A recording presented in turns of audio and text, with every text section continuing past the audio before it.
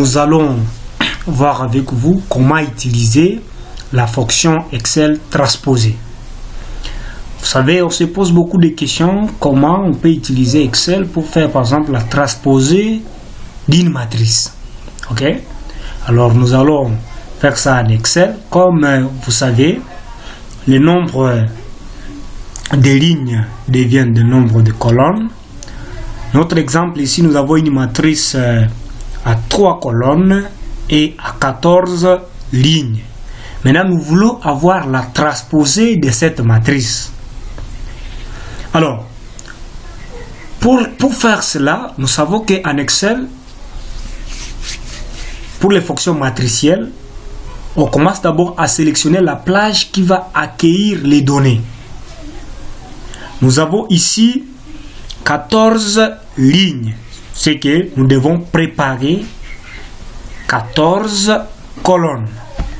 Nous préparons, nous allons prendre à partir de cette cellule, nous prenons 1, 2, 3, 4, 5, 6, 7, 8, 9, 10, 11, 12, 13, 14. Nous avons là-bas 14 colonnes. Alors, nous aurons combien de lignes? Nous aurons 3 lignes. C'est-à-dire nous aurons une matrice de 14 colonnes et de 3 lignes. Voilà. Nous prenons 3 lignes. Voilà. 14 colonnes, 3 lignes. Alors, comme c'est une fonction matricielle, pour que le curseur soit dans la cellule, nous allons appuyer sur la touche FD. Voilà. Vous avez constaté avec moi que le curseur est en train de clignoter dans la première cellule de la plage. Alors, ce qu'il nous reste à faire, c'est de mettre la formule. Comme nous le savons, toute formule Excel commence par les signes d'égalité. Nous mettons égal, transposé, voilà. Elle vient déjà dans cette liste déroulante ici. Ce que je vais faire, j'appuie sur tabulation pour directement ouvrir la parenthèse. Je vais sélectionner la matrice. Après avoir sélectionné la matrice, il faut fermer la parenthèse. Je ferme la parenthèse. Et pour que cette formule soit validée, vous devez combiner la touche CTRL-SHIFT avec Enter. Si vous ne faites pas ainsi, vous n'aurez pas les données dans toutes les cellules. Donc la matrice de 14 colonnes et de 3 lignes ne sera pas là. Alors pour que ça soit effectif, nous faisons CTRL-SHIFT Enter. Et voilà, nous avons notre matrice. Vous voyez, je viens de faire la transposée de la matrice. Alors on va aller un peu plus loin. Prenons que vous êtes un enseignant et vous avez déjà travaillé les bulletins sur Excel pour une période quelconque et vous voulez faire la transposée de ces résultats pour constituer directement les palmarès. Alors c'est facile. Je reviens. Là maintenant on est pratique. Je reviens dans mes bulletins. Voilà. Nous avons ici la première période, deuxième période, examen, ainsi de suite. Alors j'aimerais faire la transposée de cette colonne tout simplement, la colonne de la première période, parce qu'on vient de proclamer la première période. Au lieu de commencer encore à saisir les nombres pour faire les palmarès, donc c'est facile de récupérer ces données. Qu'est-ce que je vais faire? Je sélectionne la colonne. On suppose que vous avez déjà mis l'en-tête, c'est-à-dire vous mettez les différents cours, ainsi de suite. Voilà, chez moi vous allez trouver que 50 ici c'est à rouge, c'est par rapport à mise en forme conditionnelle. Comme nous sommes à 3, c'est les critères d'une école quelconque, ne vous en faites pas pour ça. Je récupère toute la colonne, je sélectionne. Il y a 2 possibilités. Soit je peux utiliser la fonction transposer, ou bien je peux faire les collages spéciaux. Alors, l'avantage des collages spéciaux, ça récupère directement avec la mise en forme. Et l'avantage de transposer, ça évite maintenant que la machine puisse planter. Parce que si vous utilisez avec les collages spéciaux, vous voyez, vous avez plusieurs données. À un moment donné, vous allez voir que la machine va commencer, l'Excel va commencer à planter et vous ne saurez pas travailler correctement. Pour cela, je vous conseille d'utiliser la fonction transposer et apporter les mises en forme après.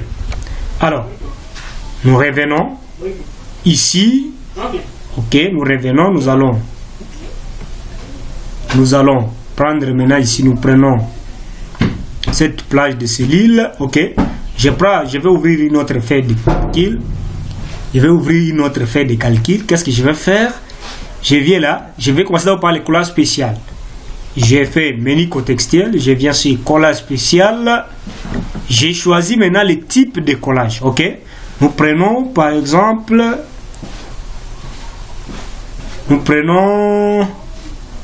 ce collage ici.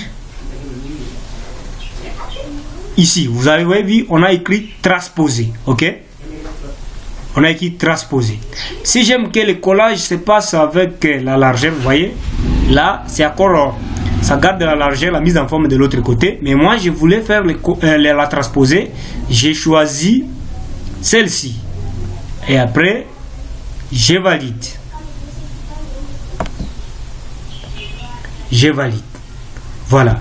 Et vous allez voir que ça n'a pas respecté la mise en forme parce que je n'ai pas choisi ce mode de collage. Alors vous pouvez rétrécir.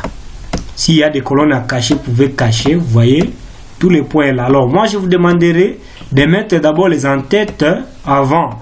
Vous appliquez déjà une mise en forme avant. Vous réduisez les colonnes. Vous venez tout simplement récupérer les données. Ça c'est avec le collage spécial. Donc vous voyez, Excel a plusieurs fonctionnalités. Alors, à part cela, nous allons maintenant utiliser la fonction transposer. Nous allons voir ce que ça va faire, même s'il n'y aura pas la mise en forme. Mais je vous dis, ceci va vous favoriser, donc va vous faciliter la tâche parce qu'il n'y aura pas de blocage. La machine, l'Excel ne va pas planter. Vous allez continuer normalement. Mais si vous souhaitez faire avec les collages spéciaux, c'est pas mauvais. Mais après, par exemple, 40 élèves, vous aurez des petits problèmes parce que la machine va planter. Et là, je vous ai déjà averti. Alors, nous allons maintenant faire la même chose, mais avec la fonction. Donc, pour cela, nous devons sélectionner cet espace parce que nous avons déjà expliqué ça. Nous appuyons sur la touche FD, nous mettons ici égal transposer. J'ouvre la parenthèse, je reviens sur les bulletins, je sélectionne encore, je sélectionne la colonne, je ferme la parenthèse. Je fais CTRL, SHIFT et puis Enter. Voilà, nous avons notre résultat.